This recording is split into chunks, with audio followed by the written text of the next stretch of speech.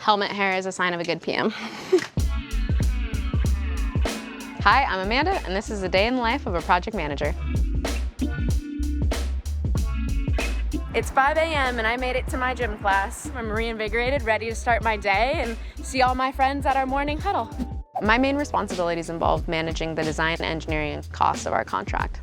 When I was first starting out in construction, I did feel a little bit shy and a little bit apprehensive of entering this workforce that was traditionally males much older than I was who have experience actually building. I didn't understand what my role was going to be as a project manager. The strength that I need to bring is calm, cool, collective approach to problem solving and to listening to people's thoughts and opinions.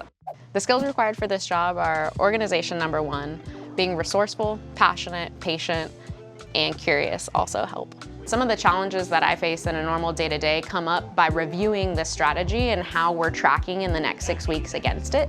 So in our 8:30 meeting, we'll see how different constraints pop up and which ones are more urgent or less urgent for me to address.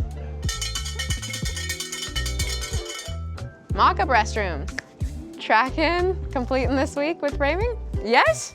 Oh, that deserves it. So Wendy McLeod is our first female project executive in the Sacramento area. So we just have a normal one-on-one once a week to try to make sure that our priorities are aligned as we go and tackle constraints the rest of the week. As a woman, I can often present some middle ground between people and help mediate conversations that might otherwise go differently if I wasn't present. I started with Turner 11 years ago as an intern in the Bay Area. My first stint at project management, I had 2 brand new engineers out of school under me, and Turner has put me through very, very rigorous leadership training over the last 11 years. So I'm about to have a one-on-one with one of my highest performing employees. He's actually got way more experience in construction than I do, but less in project management. So we're taking his technical skills and now rounding them out with some cost management. And this is like a mid-year check-in so that we make sure we're on track for his promotion at the end of the year. You know how to use the Excel and put everything in and stuff. Yeah, I know how to do the weekly work plans, and I was in scheduling for a couple of years. Yeah. So I feel good on that. If you want to be a project manager, there's 3 things that I recommend you do. 1, find a mentor in the industry that you want to work in. 2, get some sort of exposure to that industry, even if it's volunteer related. And 3, secure a degree in a major that's somewhat related to what you want to do.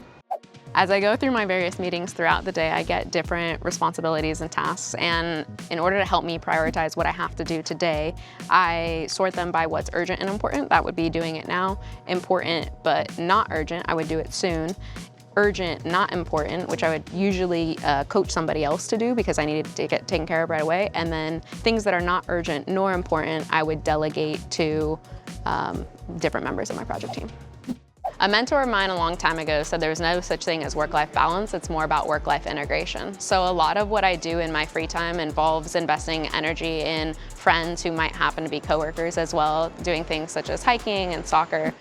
One of the main things that I look at before we get on the job is PPE, make sure that everybody is properly dressed. A lot of the injuries that happen on job sites are really incidental, minor, scrapes of the hand, the arm, something in the eye. And so maintaining proper PPE is just one of the basic functions of what we can do to stay safe every day. The schedule is very clear that priority framing is done and second pass framing has started here. So you've got a 1-layer inspection, butt this up to it, close up inspection, and you're hoping to do it all before you finish your head of wall stuff and spray. This is what being on the top of the world looks like. Our other Turner project is back over there at the California State Capitol. This is an example of one of our bi-weekly change order meetings where we have all of the different client representatives in the room and we go over cost status for the job. And the importance of reviewing progress like this is to make sure that we all stay on track moving forward and not impeding schedule for silly things like cost, because really we're all here today to build that building. Good? Okay, good. Great. Okay, thank you guys. My biggest piece of advice for any young project manager coming up in this industry, or any industry truly, is to approach everything from a place of curiosity. Like, honestly, be the dumbest person in the room because you want to pull from the resources around you and the teams that you lead to be successful in any problem-solving endeavor that you're going through. All right, so I just finished up my last in-person meeting of the day. I have a couple more employees that I need to check in on, so I'm gonna go ahead and go heads down. It's about time you guys get out of here anyways. Thanks for joining me.